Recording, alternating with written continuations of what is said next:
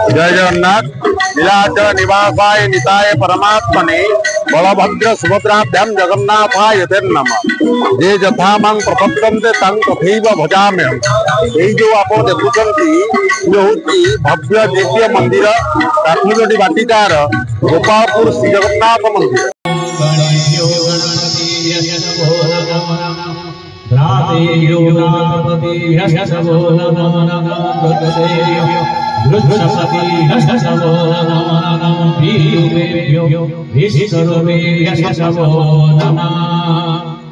ओम श्री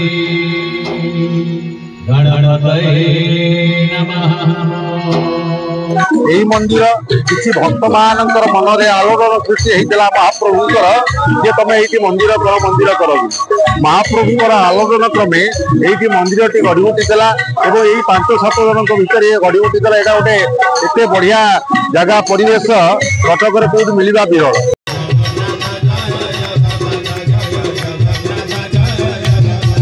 जो भी मंदिर आप देखिए से गोगा से वीर लोक मैंने चाहते शांति जाई बसापी शांति पाइबापी। मो ना है गंगाधर पंडा सेठिकार पूजक 2015 मु मंदिर में पूजा करुच्छी। धवल प्रसाद प्रधान आम घर ये 5 वर्ष है रथ यात्रा होती। हाँ आम 5-7 जन प्रथम आरंभ कलु। प्रथम जो प्रतिश मानने शुभ देलु माने खाली पड़िया गोटे सामियाना टांगी आम शुभ देचल।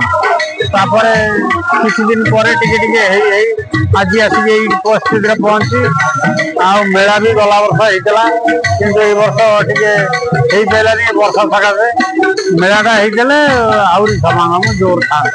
आ प्राय सबुदिन प्रोग्राम चलती ओडिसी नृत्य प्रवचन चलती। मो ना हूँ रंजन पाल घर गोपालपुर। ये जगन्नाथ महिमा प्रथम कौन है आम ये आम प्रथम जगन्नाथ स्थापन कलु।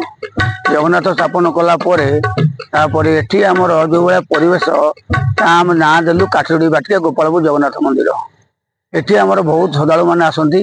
ये जंगल परिवेश अच्छी वर्ष सब वर्ष फिस्ट प्रोग्राम हुए एवं जगन्नाथ स्थापन है 3 वर्ष आम लक्ष्मी विमला प्रतिष्ठा कलु। एठार आमर स्नान पूर्णिमा दिन ये गोटे सर्प आम देखी। स्नान पूर्णिमा समय एक सर्प नाग सर्प आम दर्शन देखीलु एवं ये जगार महिमा अच्छी। ये गछ बुट अच्छी आज्ञा ये बहुत श्रद्धालु मैंने आसती। ये अभड़ा भी प्रसाद सेवन करा जाए प्रसाद बिक्री करा जाए एवं आमर जमी जगन्नाथ नीति भोगराग हुए एवं नीतिकांति आमर पूजा करा जाए। गंगानना आमर अच्छा आमर धवल प्रसाद प्रधान एवं बनवाली जेना एवं विरजा दास कीर्तिरंजन स्वाई एवं आमर गंगानना अच्छा हटियाना आमर मेन उपयुक्त हटियाना दिवाकर मिश्र दिवाकर निराकार दास एवं आमर अच्छा दिवाकर मिश्र पंडित ए समस्त को नहीं आम गोपालपुर अनुष्ठान बासी बंधु को लेकिन आम अनुष्ठान चल। जय जगन्नाथ। शिशिर कुमार रथ मु काठजोड़ी बाटिका जगन्नाथ मंदिर जन कर्मकर्ता। जगन्नाथ बलभद्र सुभद्रा चक्र रूपिणी दारु ब्रह्म स्वरूपाय चतुर्धा मूर्त नम। जय जगन्नाथ। ये मानवीय लीला मध्य जगन्नाथ लीला रथयात्रा घोषयात्रा एक महान लीला जहाँकि जगन्नाथ यही घोषयात्रा समस्त पतित मान को दर्शन देवाई भाई और भौणी मान भाई और भौणी सहित जगन्नाथ बड़दाण्ड को आसी था। तार एक छोट उदाहरण आमर काठजोड़ी बाटिकार आम दीर्घ दिन है एक जगन्नाथ मंदिर करूँ किंतु गत 2 वर्ष है माँ विमला एवं माँ लक्ष्मी मंदिर स्थापना करी रथ यात्रा उत्सव आरंभ कर। आज जगन्नाथ मंदिर जो परिस्थिति सृष्टि होती दला चकटार लोक मैंने मरी जाती तो से जो अव्यवस्था भितर चली मंदिर सब आपण मैंने जानते किंतु कटक यह एक विरल मंदिर ये प्राय लोक मैंने आसती प्रसाद पाइबापी पिकनिक करने ये महाप्रभु पाखे बहुत शांति लगे तेणुक समस्ते छुट्टी आसी था जगह को। ये 5 वर्ष हम आमर कीर्तिरंजन स्वाई बुढ़ा बाबू एमानकर उद्यम ये कौन है रथ निर्माण रथ भी विचित्र कथा लक्ष्मी महाराज प्रतिष्ठा करागला मु निजे आसी प्रतिष्ठा करने एटी आम 11 जन पंडित प्रतिष्ठा प्रतिष्ठा पर रथ करने चिंताधारा आसला रथ गोटे दिन में ही से कारीगर आसी केमी कला से स्वयं भगवान विश्वकर्मा से निजे भगवान कहले अतृप्ति हेनी से रथ या जय जगन्नाथ लगे ये सब कार्यक्रम गोटे वर्ष आमर संपूर्ण हो जाता प्रति वर्ष रथ टଣା हुए एवं 2 वर्ष आम रथ टଣା आरंभ कर सांस्कृतिक कार्यक्रम हो गुंडीचा बाहुटा पर्यटन सांस्कृतिक कार्यक्रम प्रतिदिन हो भर प्रवर्तन भी चली श्रद्धा मान भिड़ हुए आमर ये एसएचजी ग्रुप मानकर दुकान बजार है सब पिठापणा भल मंद आज बिक्री बटी हो स्मृति अच्छी मोर मो जगन्नाथ स्मृति गोटे अच्छी कहबी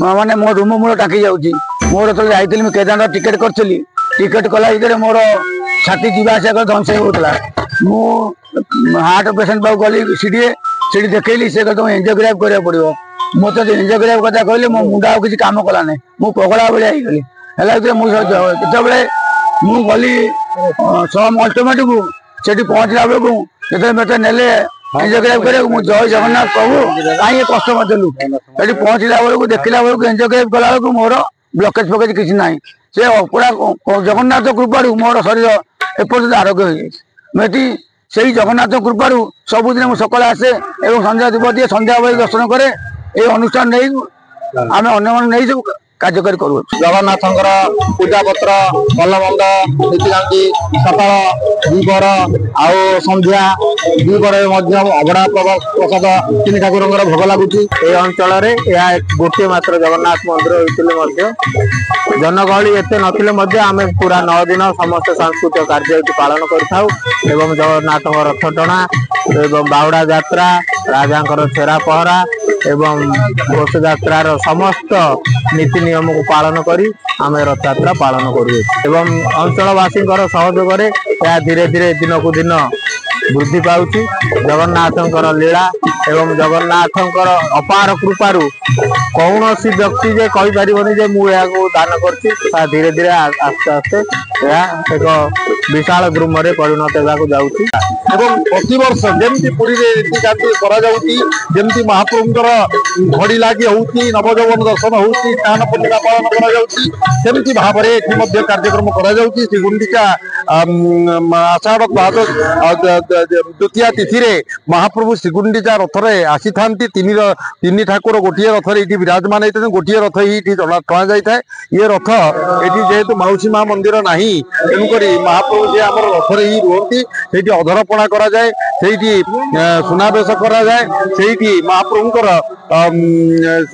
नीलाद्री विजय बाहुड़ा दशमी पालन कराए नीलाद्री विजय पालन कराए जो श्रीगुंडीचा ठारू आप देखुवे नीलाद्री विजय पर्यंत प्रतिदिन सांस्कृतिक कार्यक्रम प्रतिदिन प्रवचन आध्यात्मिक कार्यक्रम सांस्कृतिक कार्यक्रम ओडिसी नृत्य एवं विभिन्न भजन नृत्य भजन ए सब कार्यक्रम प्रतिदिन रही आपण मानक सादर निमंत्रण करूँ आपण थे आसतु ये मंदिर को देखु ये ठाकुर को देखु एठिकार परिवेश को देखु आपन बहुत आनंद लगे शांति लगे जय जगन्नाथ।